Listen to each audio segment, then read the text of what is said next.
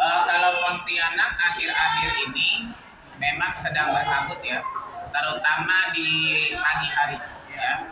Gitu.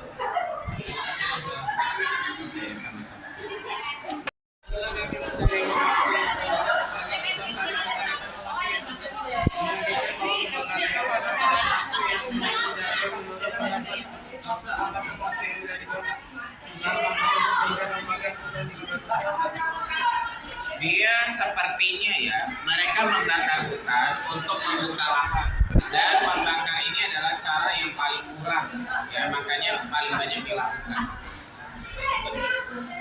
Dampak apa yang ditimbulkan dari kebakaran hutan tersebut? Tentu saja dampaknya polusi udara dan membuat kehidupan kita jadi tidak nyaman ya. Selamat pagi Bu, saya akan mewawancarai Bu dengan pertanyaan polusi udara. Apakah Ibu tahu kebakaran hutan 60 hektar di Kebun Raya? Jika Ibu tahu, apakah Ibu pernah melatih kota Pontianak di pagi hari dan di malam hari, dan apakah Ibu sering melihat kabut bunyi pada saat itu? Ya, sangat dulu. Setelah kami mencari informasi dari berbagai sumber kami, informasi yang tidak mengatakan bahwa kebakaran ini dilakukan oleh pelaku motif kejahatan. Menurut pendapat Ibu, apakah motif yang dilakukan pelaku tersebut sehingga membakar hutan atau tidak? Kejahatan. Motifnya itu mungkin untuk membangun perumahan. Yang belum tentu itu dibuka secara gimana ya? Secara paksa, dibakar secara paksa, sehingga menyebabkan kebakaran yang berkepanjangan. Dampak apa yang ditimbulkan dari kebakaran hutan tersebut untuk kota Pontianak? Dampaknya itu kabut asap yang tebal dan membuat penduduk Pontianak itu kesusahan dalam penglihatan jarak jauh, dan saat bernafas itu menjadi sesak nafas. Selamat siang Pak, saya dari kelompok 1 TIK ingin mewawancarai Bapak, apakah boleh? Salah menggunakan oleh Temanya adalah polusi udara. Nomor 1, apakah Bapak tahu kebakaran hutan 60 hektar di Kebun Raya? Kalau beritanya Bapak kurang tahu, tapi dampaknya beberapa waktu yang lalu memang nyata ya. Bisa kita lihat dari polusinya, tampak kabut banyak, kemudian bekas-bekas bakaran juga banyak. Tapi kalau yang secara langsung Bapak menyaksikan, Bapak Nomor 2, jika Bapak tahu apakah Bapak pernah melewati kota Pontianak di pagi atau di malam, dan apakah Bapak sering melihat kabut putih pada saat itu? ya, paling jelasnya itu pagi-pagi. Kalau Bapak kan biasa berangkat pagi-pagi kerja, biasanya itu kabut tebal putih.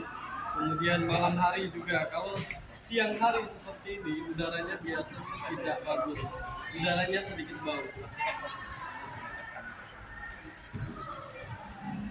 Setelah kami mencari informasi dari berbagai sumber, kami melihat informasi yang siap mengagetkan bahwa kebakaran ini dilahirkan oleh pelaku yang bermotif kejahatan. Menurut Bapak, apakah motif yang dilakukan pelaku tersebut sehingga membakar lahan tersebut? Iya. Kita nggak bisa secara langsung menuduh orang lain ya, oknum tertentu untuk secara tembak langsung kita menuduh orang lain melakukan tindak kejahatan, apalagi menuduh orang lain membakar hutan secara sembarangan. Tapi tidak menutup kemungkinan juga kalau pembakaran hutan itu biasanya disebabkan karena adanya pembukaan lahan pertanian. Dan itu bukan kepentingan secara umum, tapi itu kepentingan diri sendiri. Orang mau buka lahan pertanian pastinya untuk kebutuhan dia sendiri, gitu kan? Nah, kemungkinan oknum yang dimaksud itu seperti itu. Tapi itu bukan tindak kejahatan ya. Selagi lahannya itu tidak secara secara luas digunakan untuk lahan pertanian. Jadi masih ada batasan untuk lahan pertanian yang digunakan, itu masih wajar. Dampak yang ditimbulkan dari kebakaran hutan tersebut untuk Kota Pontianak apa? Kurang lebih Bapak di sini kurang lebih 10 tahunan lebih di Pontianak, udah melewati beberapa kali polusi udara. Dampak paling berbahaya itu untuk pernapasan, apalagi yang punya gangguan pernapasan seperti asma, itu paling bahaya sekali. Kalau kita menghirup itu bisa sesak napas, kemudian bisa dapat sakit paru-paru, ya, bisa sakit jantung, dan itu bisa menyumbat pembuluh-pembuluh darah. Nah, makanya ada beberapa yang sakit jantung, paru-paru, TBC, segala macam. Oke, Pak. Terima kasih ya Pak Oke. atas wawancaranya. Terima kasih.